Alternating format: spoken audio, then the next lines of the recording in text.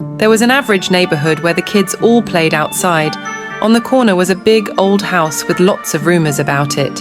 The kids whispered that it was haunted, or that a really old man lived there who was very religious and grumpy. But one little girl, Halle, saw it differently. She felt the house was alive too, but a hopeful kind of alive. So one day, she courageously stepped onto the house corner and suddenly took in a big whiff of the best smell ever. A man appeared in front of her and smiled, seeing her enjoy the smell. "That's hope," he said. Halle's eyes got really big. "Yep," he said, "that right there is the smell of hope. Like a pie baking in the oven, you have the expectation that something good is on the way." Then Halle asked what this place was. "This is our father's house," he said. "I'm Angelo, your angel and tour guide. Come back soon and I'll show you more." Halle smiled, still enjoying the hope in the air. The next time Halle got the courage to go closer to the father's house, like the angel had said, she was a little afraid. It wasn't a bad kind of fear, though, but a healthy wonder that made her heart and legs quiver.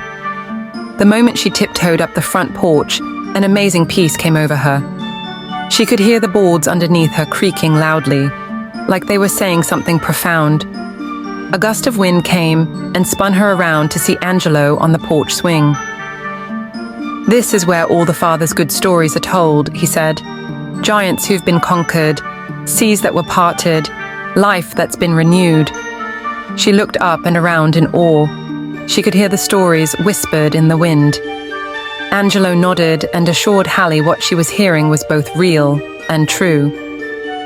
"Come sit in my spot," Angelo told her. "The father always loves telling stories to his kids." Halle beamed. She felt seen.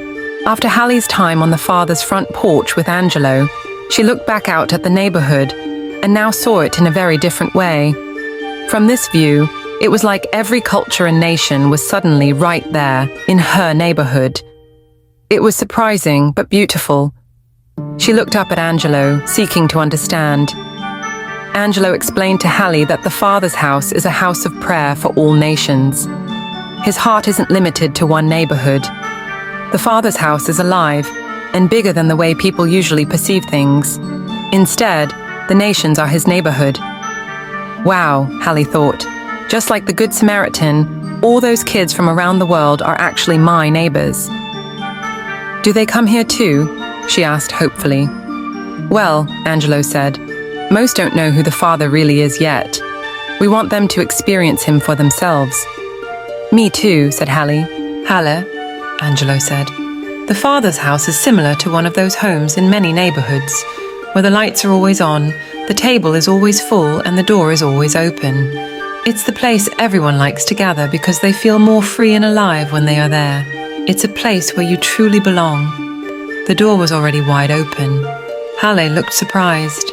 The father's door flung open when his son rolled away the stone. "Pretty hard to close it after that," Angelo said. Halle stood on the doorstep, mesmerized at the thought of stepping through that door, even if it was wide open for her. What would happen when she went inside? How could it be so freely open for her and for everyone else? Angelo pointed inside. "The Father is waiting," he said. Halle got the chills from head to toe, paused, and then stepped through the door. Halle stepped in the door and was not prepared for the whirlwind she first felt. It was like a big projector screen dropped in front of her to watch home movies of the Father's house. Somehow, she could hear the Father's laughter and feel the rumblings of his love for family. The home movies weren't what she expected, though. It was the most out-of-the-box family she had ever seen. "It's what the world might call a blended family," Angelo said. "People from all walks of life, different nations, rich, poor, broken and hurting. The Father's love knit them all together like a big tapestry, where the contrast makes the complement." "Have you heard of Ruth?" Angelo asked. "No," she said. "Well, Ruth was supposed to be off limits because of what she came from, but the Father made her a special part of the family bloodline. He has a habit of doing crazy things like that." They both laughed. "Angelo," Halle asked, "what's going on in there?" "Well," Angelo began, "that's the Father's table, a very special table at that." They went closer. Halle felt something incredible inside her. "That's the goodness of God," Angelo said. "Here, anytime, anyone can taste and see how good the Father is." Halle looked stunned. There he was. "That's the Son," Angelo nudged her. "He is always here without fail, serving as the life of the party. Bread in one hand, cup in the other, and the conversation is as good as the food, the questions he asks. He just has that way about him. If I told you the table was alive, you may not believe it, but the Father knows what we need even before we ask, but he does still like you to ask. And it's this table that he prepares for you in your toughest moments.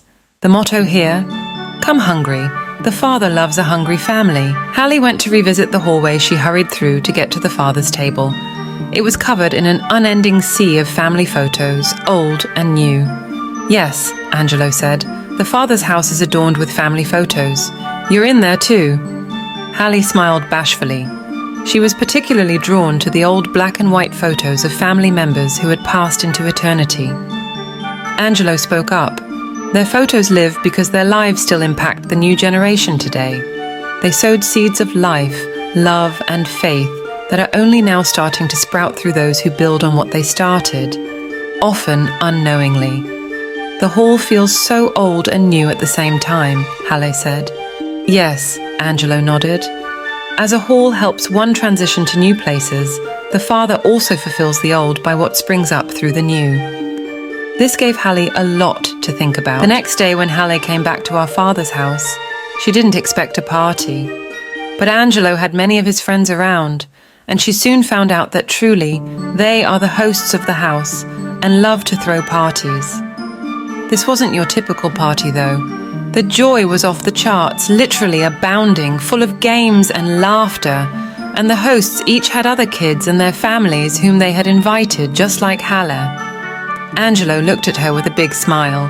He was clearly enjoying himself. "Actually," he said, "we're hosting like this here every day to some extent. It's just that now you're starting to have the eyes and faith to see it." "Ah, I see now," Halle said. "That's why Jacob said that.